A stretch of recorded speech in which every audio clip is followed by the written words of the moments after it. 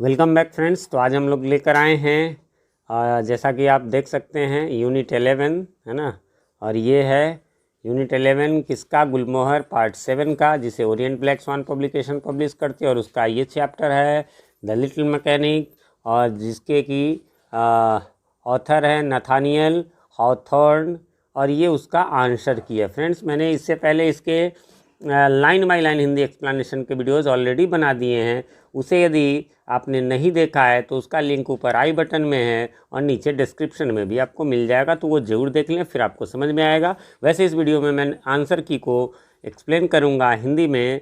और ये मैंने एक बात बता दूं, मैंने इसमें छोटे छोटे जो है सो आंसर किए, मतलब जितना हो सकता था। बहुत सारे लोगों की शिकायत रहती है कि बहुत बड़े बड़े आंसर होते हैं, तो उसको मैंने आज छोटे छोटे प्रयास किए हैं। चलिए तो देखते हैं क्या क्या है इसका। सबसे पहले आप जैसा कि देख सकते हैं अंडरस्टैंडिंग द टेक्स्ट है, और इसमें है answer these question.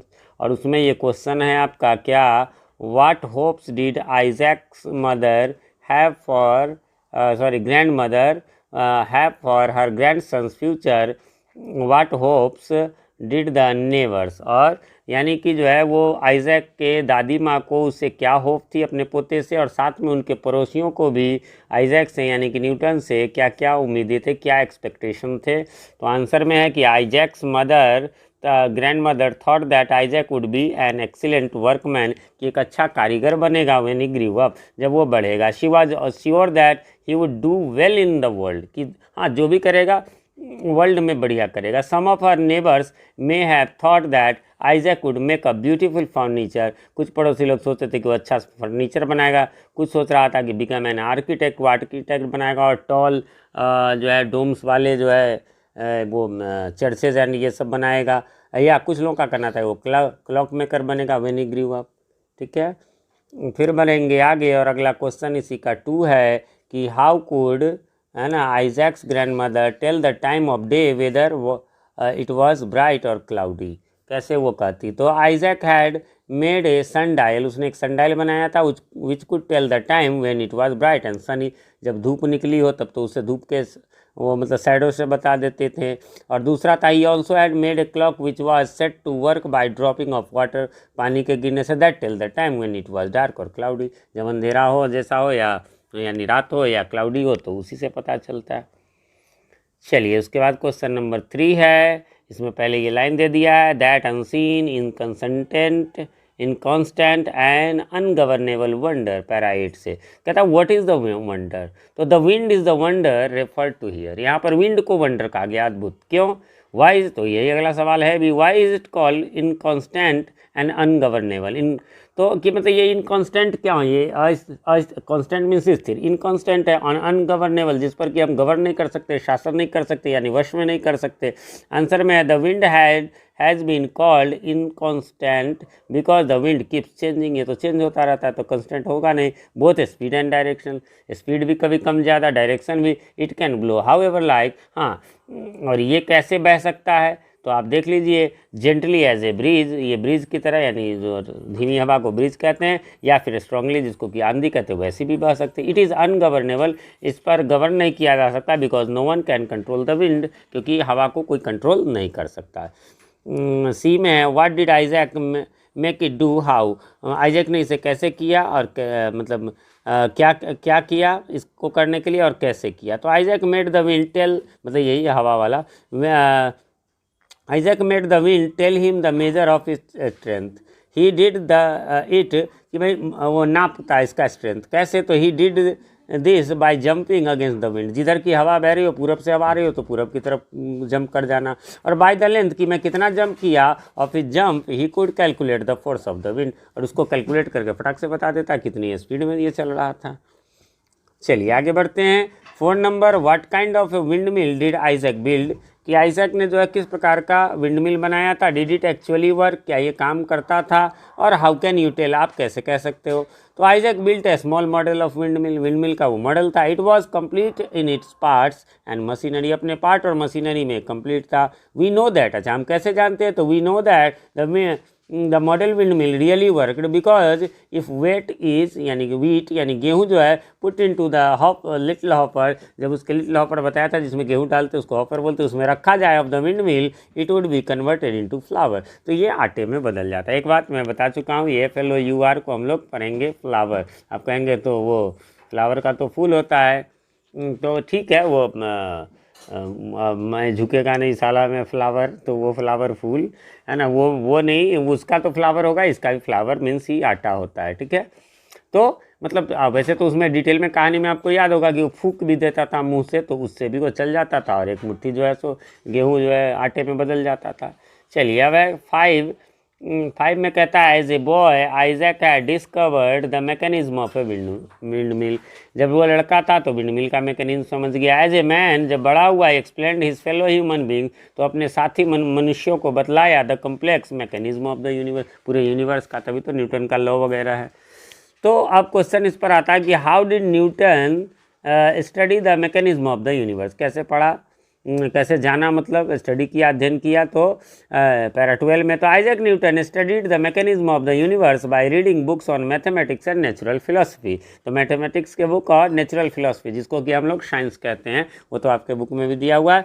He also thought deeply about different things, for instance, है ना, और बहुत सारे चीज़ों के बारे में वो सोचा था। फॉर इंस्टेंस मीन्स एग्जाम्पल के तौर पे he gazed curiously at the stars, है ना, वो स्टार्स पे क्यूरियसली गौर करता, एंड वंडर्ड, और आश्चर्य व्यक्त करता है अबाउट दियर नेचर, कि भाई कैसा इनका नेचर होगा, कितना डिस्टेंस होगा, एंड पावर, कितनी क्षमता होगी।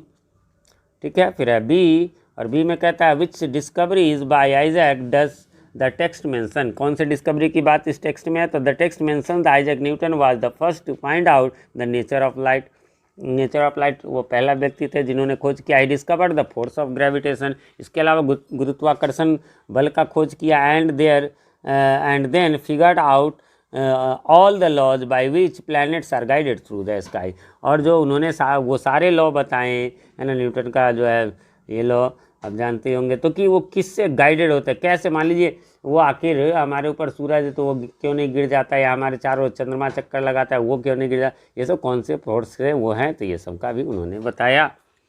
क्वेश्चन नंबर 6 है, और क्वेश्चन नंबर 6 में कहता है कि I seem to myself like a child, मैं अपने आप को एक बच्चा जैसा समझता हूँ, प्लेइंग ऑन द सी शोर, है ना, जो समुद्र के किनारे पे खेल रहा है, picking up here and there a curious shell, यहाँ वहाँ वो पिक कर रहा है, चुन रहा है कोई सेल मैंने बताया था जो है वो जो शीप जो होते हैं उसको कहते हैं, जिसमें से मोती निकलने के बाद वो रहता है, तो वैसा ही, या फिर कोई प्रेटी पेबल या सुंदर सा कंकर कोई चुन रहा हूँ मैं शीशोर पर, while the boundless ocean of truth lies undiscovered before me, कि और अनगिनत जो है समुद्र मेरे पास है और मैं समुद्र के किनारे पर बस इतना ही चुन रहा हूँ, मैं तो बच्चा हूँ जस्ट। तो आखिर क्या है ये, तो इन दिस स्टेटमेंट, इस स्टेटमेंट में द सी एंड और the ocean has been compare to truth, यानी सत्य से कंपेयर किया गया कि भाई सच्चाई तो भी बहुत सारा है, हमने तो थोड़ा ही खोजा है। What has represented as a curious shell और प्रेटी पेबल, वाई, किन चीज़ों को वो क्यूरियस सेल या प्रेटी पेबल कहा गया है और क्यों कहा गया है, तो आंसर में है कि इन दिस स्टेटमेंट, इस स्टेटमेंट में the discoveries that Isaac Newton made और the laws and mechanism which he understood have been represented as a curious shell और ए प्रेटी पेबल, यानी कि इस स्टेटमेंट में जो है वो जो उसने न्यूटन ने बनाया था, जो लॉ ऑफ मैकेनिज्म कह लीजिए, और जो वो समझ गया, तो उसको मतलब ये बड़ी बात थी, लेकिन उसके लिए लग रहा था जैसे मैं पेबल्स वगैरह चुना। This discoveries have been called curious and pretty, इसको क्यूरियस एंड प्रेटी कहा गया because they were wonderful and interesting, और ये भी है कि क्यूरियस प्रेटी उसको कहा गया क्योंकि इंटरेस्टिंग था कि भाई कैसे ये जो है एक दूसरे से वो अट्रैक्टेड हैं कि वो कोई गिरता नहीं है कोई प्लैनेट।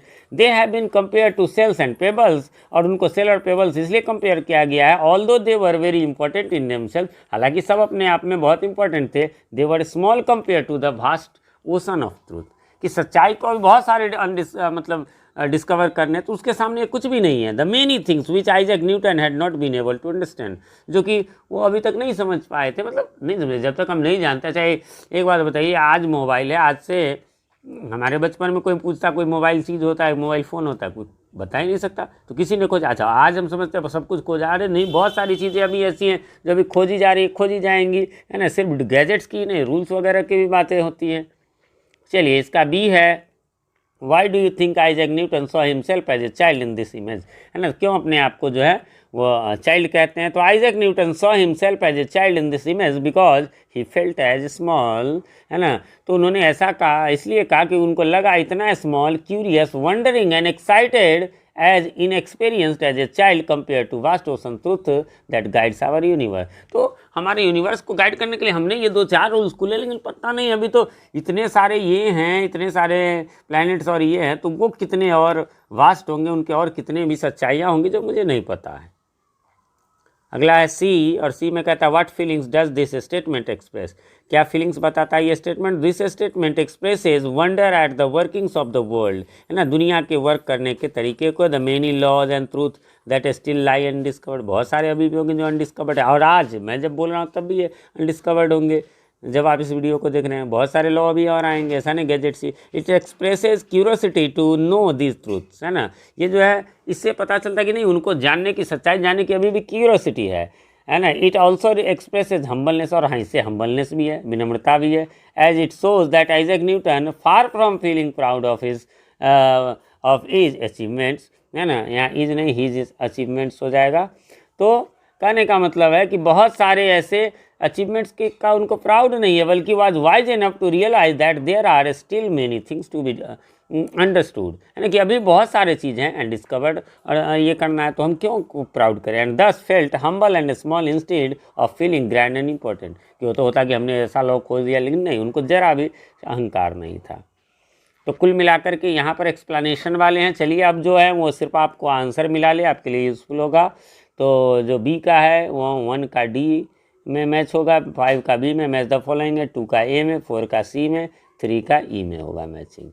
अप्रिसिएटिंग द टेक्स्ट में है आपको यहाँ पर कि कई सारे ऑप्शन दिए हैं, उनमें से चुनना है कौन कौन सा। ए और सी चुन लीजिए और उसके बारे में थोड़ा सा लिख दीजिए जो यहाँ पर दिया हुआ है। क्या? तो the author has included stories from Isaac Newton's childhood such as how he jumped against the wind to measure its strength.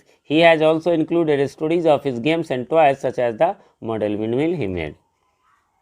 चलिए ये लाइन खींचने से आपको दिक्कत हो सकती है, इसलिए मैं आपके स्क्रीन के सामने रख देता हूँ। आप इसका चाहे तो स्क्रीनशॉट ले लें या इसको पॉज करके आप अपने होमवर्क इससे पूरे कर लेंगे। आगे बढ़ते हैं। अगला है grammar and uses. Grammar and uses में आपको टोटल जो है वो 8 हैं, तो आपके स्क्रीन पर है, मैं इसको रोक दे रहा हूँ। आप यहाँ से इसको जो है वो कर सकते हैं, यहाँ से यहाँ तक नोट डाउन कर सकते हैं या स्क्रीनशॉट्स ले सकते हैं या पॉज करके नोट डाउन कर सकते हैं। इसका बी भी है यहाँ पर, है ना, बी का 1, ए में भी 1 किया हुआ तो इसलिए 2, 3, 4, 5 है। वर्ड्स इन यूज़ में फिर आपको ऐसे ही 1 का ई होगा, 2 का जी होगा, 3 का ए होगा, 5 का बी होगा। अब बी में कहिएगा तो ये सैम्पल आंसर्स हैं, आपको खुद से करने चाहिए, है ना। तो सैम्पल आंसर्स में आप 1 तो किया ही हुआ है, 2, 3, 4, 5, 6 का दे सकते हैं। और राइटिंग सेक्शन आपको खुद से लिखना चाहिए, जो उसमें कहता है सबके डिफरेंट होना चाहिए। आंसर्स तो सेम हो सकते हैं, राइटिंग तो अपना अपना थॉट है। इस प्रकार से ये यहाँ पर समाप्त हो गया। मैं फिर से कहूँगा यदि आपने स्टोरी नहीं देखा है तो स्टोरी ज़रूर देख लें। और हाँ, आप यदि गुलमोहर पार्ट 7, पार्ट 8 या NCERT के classes 7, 8, 9, 10, 11, 10 and 12 English and Bihar board के 11 या 12 यानी इंटरमीडिएट में यदि आप पढ़ते या पढ़ाते और चैनल को अभी तक सब्सक्राइब नहीं किया है तो इसे सब्सक्राइब कर लें और साथ में नोटिफिकेशन बेल को प्रेस कर दे, जिससे कि हमारे आने वाले वीडियो सबसे पहले आप तक पहुंच सके और पहले की वीडियोज आपको ढूंढने में आसानी हो। कैसा लगा हमारा वीडियो कमेंट करके बताएं, कोई कन्फ्यूजन हो उसे भी लिखे। वीडियो पसंद आए तो लाइक करें, ना पसंद आए तो डिसलाइक करें। मिलते हैं अगले वीडियो में, तब तक के लिए हैव अ नाइस डे।